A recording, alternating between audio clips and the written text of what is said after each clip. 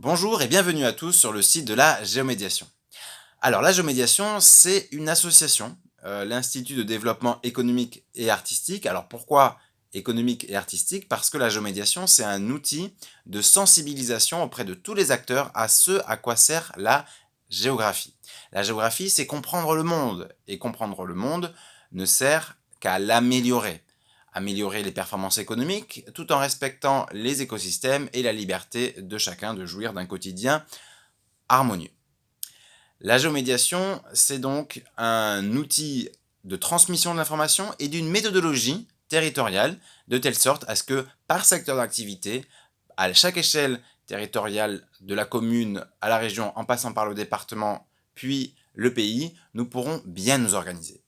La région est l'échelle optimale pour lancer cette dynamique, car à cette échelle-là, nous pouvons avoir une véritable emprise sur notre capacité de nous réunir, de déterminer les besoins et les ressources de nos territoires, mais également ensuite de pouvoir inspirer à l'échelle nationale et internationale une telle organisation démocratique. Débat, référendum, évaluation, c'est le principe de la concertation, qui est le principe de base du travail du géographe, et en même temps de la justice, puisque le droit d'information, l'accès à l'information, le droit de précaution, c'est-à-dire le principe qui nous oblige à mettre en place des projets petit à petit, si nous n'en connaissons pas la portée et les conséquences, et le principe de concertation qui permet à tout citoyen concerné par une situation de pouvoir partager son point de vue et de pouvoir co-décider non seulement sur l'élaboration du projet, mais sur la mise en place ou non de ce projet. Le monde est le reflet de notre psychologie. C'est pourquoi la géomédiation va apporter aussi des outils sur le bien-être. Comprendre qu'il y a un lien entre l'harmonie de notre société et notre bien-être. Le bien-être, c'est notre capacité à être heureux, à être bien en toutes circonstances.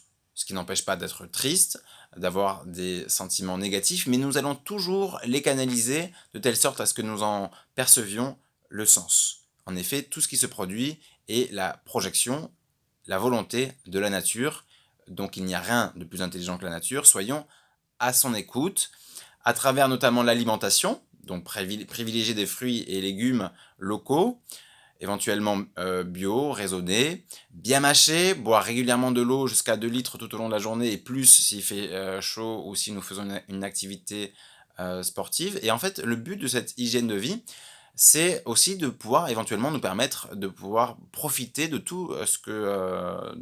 de pouvoir manger éventuellement un peu de viande, de boire un peu d'alcool, mais jamais dans l'excès parce que nous aurons une hygiène de vie, une discipline quotidienne qui nous permettra de toujours être dans l'harmonie.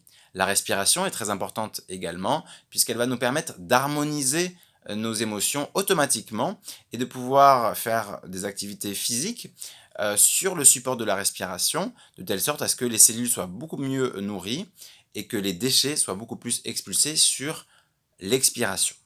Alors, une respiration importante à connaître, c'est la respiration Ujjayi qui va vous permettre d'être très bien, quelles que soient les contrariétés, puisque automatiquement dans notre cerveau, ça va stimuler une zone qui va nous détendre et nous connecter à notre environnement, ainsi que de nous motiver, de nous apporter une confiance en nous.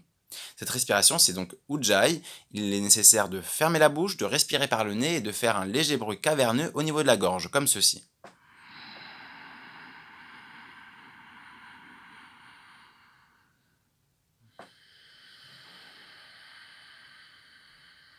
L'enjeu, c'est d'aller au maximum, là j'ai coupé, hein, de l'inspire et de l'expire, d'aller le plus doucement possible, de percevoir le son caverneux au niveau de la gorge qu'à l'intérieur de notre crâne.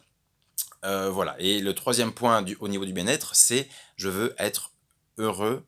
Et la seule manière de l'être, c'est justement de vouloir l'être et donc de ne poser aucune condition, si ce n'est cette volonté. Encore faut-il que pour être pleinement heureux, il faut avoir des outils d'épanouissement. Et sans une société épanouie, nous ne pouvons pas pleinement jouir de notre potentiel. La géomédiation, c'est donc l'organisation de débats, la mise à disposition d'informations, des suivis personnalisés sous forme de coaching et d'audit, de telle sorte à ce que vos objectifs soient remplis, tout simplement en comprenant le lien entre votre manière de fonctionner et les résultats ou les événements qui se produisent dans votre existence. Nous allons bientôt proposer également des jeux destinés à tous les publics, de telle sorte à ce que nous puissions facilement comprendre le lien entre la psychologie, l'économie, la politique et l'environnement. Je vous remercie de votre attention. Si vous avez des questions ou des remarques, n'hésitez pas à nous contacter.